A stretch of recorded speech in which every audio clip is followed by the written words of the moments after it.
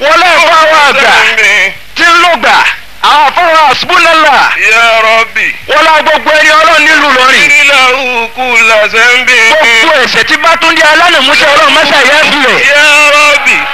ọlọ́run ikú làṣẹ́ńbì. yìí tó máa má ṣe àti yìí tí ó máa má ṣe. ìjọ́yìn Muhammad. wọ́n lánàá Muhammad. bàbá Túndé. lẹ́sẹ̀ kẹ̀kẹ́ wájú ọlọ́run bá kẹ́ Bátúndé alánàmú. àlẹ́ abùnáyì kùlùfù yá ìlẹ́yìn. Babátúndé ni ọlọ́run ó fa àwọn ọmọ sáyé lọ. ó fi àwọn ọmọ ẹlẹ̀ tí wọ́n pọ̀. ọlọ́run o. yá ìlẹ́yìn. bá a ṣe bàbá fún gbogbo àwọn ọmọ náà lápapọ̀. wàwà ìdí jẹmọ́ wàkìrì Babátúndé. pẹ́pẹ́ ẹnu gbogbo àwọn ọmọ náà ń ṣọ̀kan májèwọ́ rìn lọ́tọ̀ọ̀tọ̀. wàsọ́ọ̀lì. ọlọ́run. aláṣẹ́fẹ́ ilẹ̀ mùsùlùmí hàn. kí àná Muhammad. wàsẹ̀lìm. ṣèkẹ́lẹ́gẹ̀ fún. máa ń ṣùrù Babátúndé. dọ́tọ̀ bá fẹ́ gbé Babátúndé dìde gbé dìde pẹ̀lú àná Muhammad ni. bisimilahi kuluhu wallahu bisimilahi rahman. إن كل حسنة تعملها يوم يوم القيامة إلا شهادة أن لا إله إلا الله فإنها لا توضع في ميزانك لأنها لو وضعت في ميزان من قالها صادقا ووضعت الصلاة والعصور الفرد وما فيهن كانت لا إله إلا الله وأشهد من ذلك. أيوة محمد الصفا فيه هنا قولوا لا إله إلا الله إذا المقصود سيبت بلي عيسى ونوم وسيروا عند القيامة àyàfi gbọ́dọ̀ la ilaha illallah ìbẹ̀rù níwọ̀n tóbi gbọ́dọ̀ la ilaha illallah tọ́ba gbé délé òsùn rẹ̀ wọ́n sì gbé sámẹ́ àti ilẹ̀ àti ní mẹ́nu méjì délé òsùn rẹ̀ gbọ́dọ̀ kókò tó wájú àti àbúrò ọlọ́run ti sọ la ilaha illallah yìí yóò tẹ̀sùn ọdún sámẹ́ àti ilẹ̀ àti ní mẹ́mẹ́. وقال صلى الله عليه وسلم لو جاء قائل لا إله إلا الله صادقا بقراب العبد ذنوبا لغفر الله له ذلك. أنا محمد أني أريد أن أقول wọ́n fi sẹ̀rẹ̀ bẹ́ẹ̀ bẹ́ẹ̀ sẹ̀rẹ̀ kó sọ́mà àtìlẹ̀ tọ́wọ́ tí wọ́n gbọ́dọ̀ fọ́kọ̀ sí la ilaha illallah kẹgbẹ́rẹ́ yóò kọ́kọ́ àwọn sàbúrò tí mo gbé sẹ̀rẹ̀ fún mi kọ́kọ̀ tó. وقال صلى الله عليه وسلم يا أبا هريرة لكن الموت شهادة أن لا إله إلا الله فإنها تهدم الذنوب هدما. قلت يا رسول الله هذا للموتى فكيف للأحياء؟ فقال صلى الله عليه وسلم هي أهدم وأهدم. أنا محمد تقول صباح بيو هنا ابني أما بيقطع قطعتكم ضرب لا إله إلا الله تقول من تعالى وما وي من جلت ما وي فرق منه يا ما تيا ويسوى قطعوا كيس يقطع يا ما تيوا ولا لا يقطع أبي عندي أنا محمد ìgbẹ́ni báwo ni tí máa ti ẹ̀sẹ̀ ọmọ wa àwọn òkú tó ti lọ àwọn àlàyé táwọn wí ń kọ́ àwọn ìwà ń fún láti pé níbi ń ti ẹ̀sẹ̀ ọmọ kú ni ìlọ́po náà máa gbà ti ẹ̀ lọ́pọ̀ pé yálà yìí. ويروى أن العبد إذا قال لا إله إلا الله أتت إلى صحيفته فلا تمر ولا خطيئة إلا محتها حتى تجد حسنة فتجلس إلى جنبها. أنا محمد قل يا رجل اقولوا لا إله إلا الله لا إله إلا الله يا عبدي يا الله بفايلي الوجه له يا الله فقلت من جاءت سياتي يا الله فارق وجه له توا في وجه ربك وجه له لا إله إلا الله أمي فقم في أوجه يقول وجه له.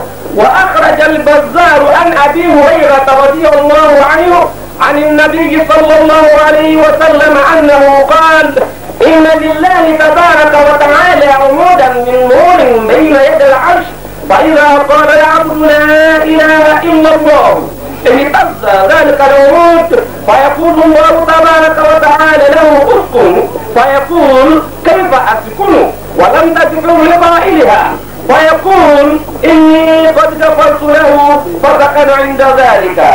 أنا ما أقول لك ولا تدوري يبني بيرما فقالوا لا إله إلا الله. أنا عندك أدعو فك نملو مني ناري على كيري. فأخذوا كما فقالوا لا إله إلا الله. وقالوا عني تجي يبقى جدي. أنا ما أقول لك وقالوا بارا لين جاتهم ما جاتهم ما. ọlọ́run ní yé máa gbàdúrà obìnrin yẹn rú rẹ̀ ti ń sọ pé ọlọ́run la ilaha illallah ọlọ́run á ní òun ti wọlé jì ó lẹ́gbọ̀n tó máa forí jì bẹ́ẹ̀ òpin náà ó sì àfọwọ́ balẹ̀ wọ̀nyí ń bẹ̀rẹ̀ yẹn. وعن أنس قال قال رسول الله صلى الله عليه وسلم إذا قال العبد المسلم لا إله إلا الله خرقت السماوات حتى تقف بين يدي الله عز وجل فيقول الله عز وجل اسكني فتقول كيف اسكن ولم تغفر لقائلها فيقول الله عز وجل ما اجريتك على لسانه الا وقد غفرت له. فانظر يوافر انا مالك اذا محمد وتصبح يقوما جدا نسي ركع فقالوا لا اله الا الله وانظر يا ده يبقى سمك كنيا yóò lọ bá wọn nígbà tí àrà àṣẹlẹ máa gẹ̀ẹ́sẹ̀ ọ̀hún yóò wá dúró ní àdáwọ́jú ọlọ́run ọlọ́run máa gbẹ jìjì yóò máa mi jìjì ọlọ́run tó ní bí wọn fẹ́ kí ló tẹ̀ sí rí tó ní wọn fẹ́ kọ́ fẹ́rí jẹ ẹrú rẹ tí ń sọ fún wọn ní ilẹ̀ ńláwù ni bàbá fẹ́rí jì ní yóò máa mi jìjì ọlọ́run máa fún létí pé nínú náà wọn ní forí jì ní òun fún lágbára àti lè gbọ́ wọn ní ilẹ̀ ayé ọtí yìí òtí jáde wọ̀ forí jì ní. àlẹ́ ìta pàtó sọ̀bọ̀ eléyìí ni ìfọ́pọ̀ kúrò lọ́rùn ẹni tó jẹ́ kékeré wọ́n fi mẹ́jẹ́lì ti sèníyàtì ànàfàdàtà sùfìyàtà ذكروا أن من قال لا إله إلا الله 70,000 مرة عتاق الله بها رقبته أو رقبة من قالها له من النار. pẹ̀lú la ilaha illallah tí a gbọ́ yìí àti ọ̀pọ̀lọpọ̀ tó wá nínú àdìsí ànábì bí àwọn àgbààgbà ń kú fi wọ́n rí kó wọ́n panupọ̀ wọ́n sọ pé ẹni tí ó bá ṣe la ilaha illallah nígbà 1,000,000 tí ṣe 70,000 ọlọ́run ló forí jìrò ẹni bẹ́ẹ̀ ló bọ́kùn ọ̀nà kúrò lọ́wọ́ ẹ̀ kódà tó kù bá tún kú tàbá tún wí fún irú òkú bẹ́ẹ̀ ọlọ́run bọ́kùn ọ̀nà kúrò lọ́wọ́ ẹ̀. وكان السادة الصوفية يحافظون على قراءة هذا العدد لأنفسهم ولمن مات من أهلهم وإخوانهم ولو أخذ الذاكر أجرة على ذلك.